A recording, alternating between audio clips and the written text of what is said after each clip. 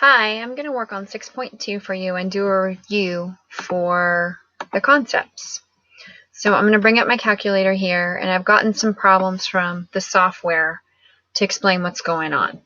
So we're in 6.2, which is normal distribution, where the mean is 0 and the standard deviation is 1. So I have a problem number 1, find the area under the normal curve to the left of z, where z equals 0.49. Again, my mean is 0 and my standard deviation is 1.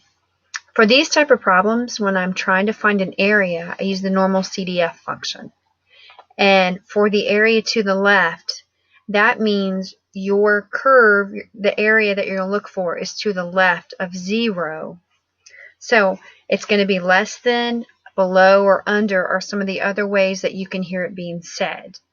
So what you're going to put in your calculator is normal CDF, -1 to infinity, and comma z value. So I'm going to put this one in my calculator. So I'm going to turn my calculator on. I'm going to go to second bars, and I'm going to go down to normal CDF. I hit enter, and then I'm going to put -1 second, comma 99, comma, and then I'm going to put 0.49.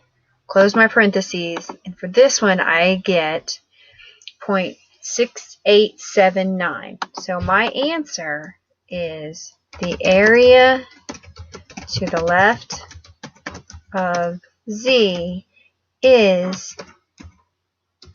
0.6879. And where did I get that again? I got that from my calculator. Okay, let's keep going on, and let's go ahead and do some of the right ones. So number 2 asks us, how do you do to the right? Sorry about that. Let me bring my calculator back up. So again, this is find the area under the normal curve to the right of z, which is -1.15. It doesn't matter if z is a negative or a positive. Again, my mean is 0 and my standard deviation is 1.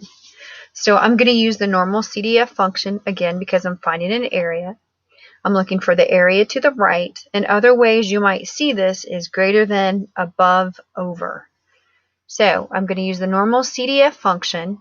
My z value is going to be my first value, and then it's going to be comma to infinity. So let's go ahead and put this in. I'm going to do second bars 2, and then I do my z value, which is -1.15, comma 1 second, comma 99, close the parentheses. I hit enter. So my answer for this one is 0.8749. Alright, so let's look at the next one. For number 3, find the area under the normal curve between z equal -0.89 and z equal 2.56. Hence, the mean again is 0 and the standard deviation is 1. You're going to use the normal CDF function again, and you're going to look for an area between two areas. The between scenario you'll know because it has to say between two data values. So we're going to do second bars 2, and then you put your lower value in. For us it's -0.89, comma, I'm going to put my upper 2.56. Close the parentheses, put enter.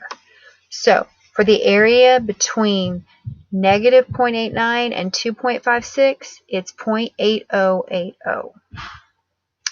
Our final scenario is find the area under the normal curve to the left of z, which is 0.35, and to the right of z, which is 1.37.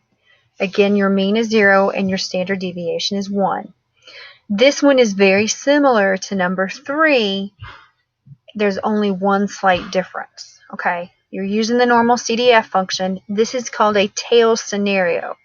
It means you will have less than one value and greater than another. So what you're going to do is you're going to do 1 minus normal CDF, then the lower z value, and comma the upper z value. Again, you'll remember that normal CDF with the lower value and the upper value from the number 3 example we just did. Basically, what you're saying is 1 minus the between area of these two values. If you have the TI-84 calculator, it's going to be tougher for you to do this. So I suggest you solve for the betweens and then subtract the whole thing from 1.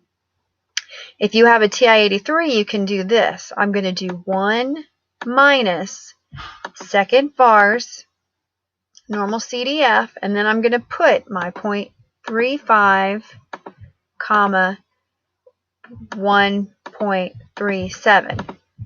Close the parentheses. My answer is 0.7221, which I'd round up to 0.7222 because Hawks likes you to have 4 decimal places. So that's the area under the curve. I hope this video has been helpful, and again, I was trying to show you how to use the calculator and what to look for. Thanks.